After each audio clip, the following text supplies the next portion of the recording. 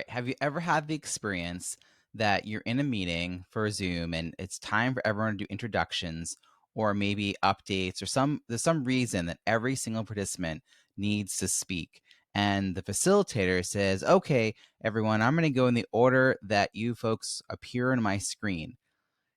It's at that moment that I really just want to be like this, but I'm too polite. Because I know that time and time again, what happens is the order of that screen changes. It changes because someone new joins, someone maybe drops out because their Wi-Fi and comes back in. They could also change if someone turns their camera on and off. And so there's some confusion now for the facilitator. And then you hear them saying, "Oh, wait, everything has changed. Wait, did Mary go? Wait, whose turn is it now?" Oh, so a few ways to avoid that and give people the heads up that, it's going to be their turn. Because the other part of this is that because we don't know exactly what's on that person's screen, we don't know where we appear in that order. And so we're caught off guard. Now, truth be told, we're not always paying 100% attention. Maybe we're multitasking, maybe we're daydreaming, whatever, right? We're not necessarily like ready to unmute at the moment's notice and just start sharing our update or giving our introduction. So you really want to give people a little heads up. And one suggestion is to use what I call the on deck method. And this is where you have a list of people. It could be a written list. It could be using the participant window, which, by the way, quick tip, if everyone is muted or everyone is unmuted, everybody will be alphabetical. So my suggestion is you just mute everybody, and then when it's their turn, they unmute, and everyone else, you'll know who's next because it'll all be alphabetical. Or you can have a separate list that you refer to.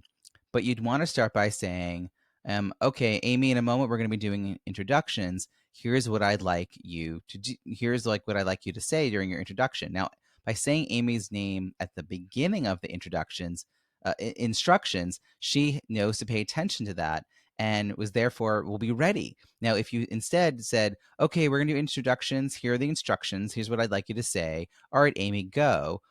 Whoa, Amy had no idea she was next. She didn't know she was the first person going, right? She didn't know you were going alphabetical. She didn't know she's the first person in the top left corner of your screen. Whatever way you were doing it, she didn't know. So whatever you're doing, give that person a heads up. And then even better, give the next person a heads up by saying, "All right, like I said, Amy, you're going to go first, but after you is going to be Bob."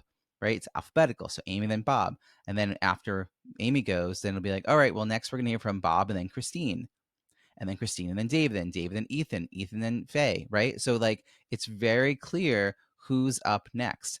Now, if they know they're coming up next, sort of like the cocktail party moment where you hear your name and suddenly you're like, "Oh, I can hear across all conversation, you hear your name." Same thing. They tune into this conversation and they think, "Oh, wait, what were the instructions again? I better pay attention to what the person in front of me does so I know what to do when it's my turn, and I should be ready to unmute."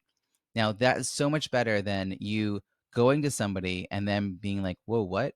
Oh, wait, I have to unmute. How do I?" And now they lose all this time unmuting, asking again, "Well, what was it we're supposed to say?" So, again, don't just use the order of your screen because that can change. Either have a list that you've pre-written on a document or a piece of paper, or use the mute everybody and then go to the participant window, something like that, just to have sort of alpha order. You can reverse alpha order. You can do any order you want. Just make sure that people know who's going first before you give the instructions, and then always give a sort of heads up. So that is the on deck method that I want you to bear in mind. It'll be a much quicker experience for checking in. And if it's 20 or more people, then I would just not do any of this. Just send everyone to breakout rooms and say hello to each other. We'll talk about breakout room strategies another time, but I hope this was helpful, and I'll see you tomorrow.